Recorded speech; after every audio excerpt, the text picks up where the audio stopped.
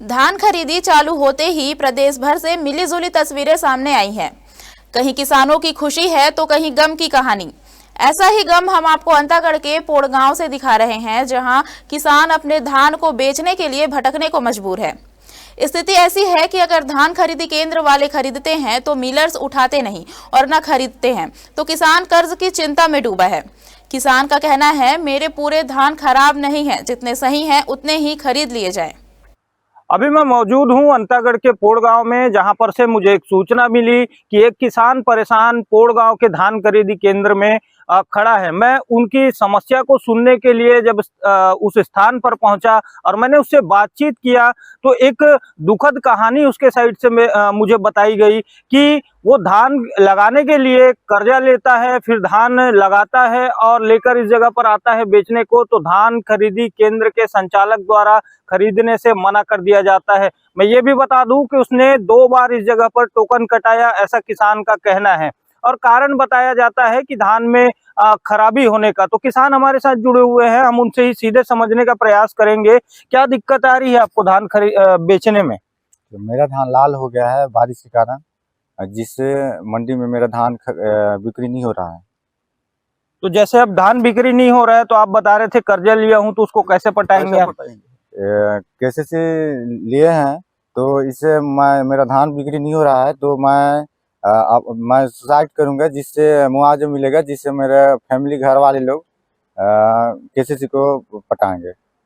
तो ये है, किसान समझ सकते हैं कि दुख कितना होगा, जिनका कहना है कि मैं आत्महत्या करूंगा, जो रकम आएगी मेरे परिजन उससे कर्जा पटाएंगे। ये वही समितियां हैं जो पिछले बार लेन देन में काफी सुर्खियों में रही, लेकिन जिम्मेदारों का कहना है कि इस बार खरीदी के जो मुनाफे होंगे उससे पिछले बार के किए धांधली को ढांपा जाएगा। मैं Vijendra Pandey, India Town News, Antagarh.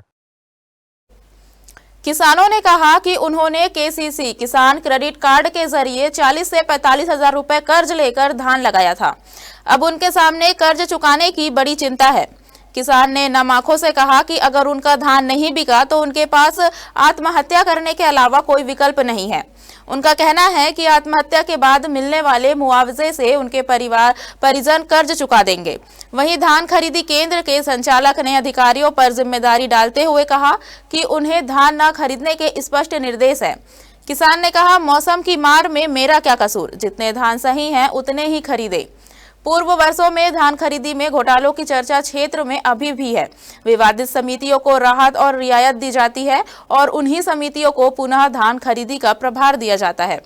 उप पंजीयक जिला कांकेर का कहना है कि पिछले वर्ष की घाटे की भरपाई इस वर्ष के मुनाफे से की जाएगी। ऐसे में किसान की व्यथा किसी ठंडे बस्ते में न खो जाए और जिम्मेदार कौन है यह साफ नहीं है। अंतागढ़ के पोड़ गांव में किसानों की यह दास्तान प्रदेश के धान खरीदी संकट की याद दिलाती है। कर्ज के बोझ तले दबे किसान खरीदी केंद्र की जटिल प्रक्रियाओं और अधिकारियों की जिम्मेदारी टालने की नीति के बीच फंसे हैं। मौसम और परिस्थितियों की मार से टूटे किसानों की व्यथा का हल जल्द निकालना जरूरी है, ताकि उनका संघर्ष किसी ठंडे बस्ते में न खो जाए और जिम्मेदार सही समय पर सामने आए। पोड़ गांव धान मंडी में एक विषय आया कि यहाँ पे एक किसान है हमारे गांव के। इस बार सरकार के द्वारा यूरिया खाद नाशक से उत्पादन कम हुई और जो रही कसी कसर थी वो इंद्रदेव ने इस बार अति वर्षा करके कर दी। तो उसके धान में सर थोड़ा सा इस बारी लालपन आने के कारण वहाँ के मंडी वाले वो लेने से मना कर रहे हैं। उसके धान को लगभग 48 कट्टा है। मैं जाके देखा वहाँ पे, और जिसके चलते फिर उनसे बातचीत की गई। तो मैंने भी पिछले 2 दिनों से मैं जिला के सभी अधिकारियों से संपर्क में हूँ, शायद वो डीआर हो या फिर हमारे फूड साहब हो, तहसीलदार हो हमारे अंतागढ़ के, या फिर एडीएम साहब हो, लेकिन बात नहीं बनी। और लगभग उन्होंने 2 बारी अपना टोकन कटाया और अभी भी मंडी में उनका धान पड़ा हुआ है। और अब इन सब चीज़ों से हताश होकर किसान भाई का यह कहना है कि वो आत्महत्या करेगा और उस आत्महत्या के एवज में जो शासन के द्वारा मुआवजे की राशि मिलेगी उससे वो कर्जा पटाएगा, क्योंकि सब कर्जे के भरोसे कर्जा लेके उन्होंने खेती किया था। देखिए, शासन का जो निर्देश है वो धान खरीदी जो नियम है 2025-26 उसके कंडिका में स्पष्ट शासन ने निर्देशित किया है कि अच्छी एफएक्यू क्वालिटी के धान को ही किसानों से जो है पंजीकृत किसानों से खरीदा जाए। तो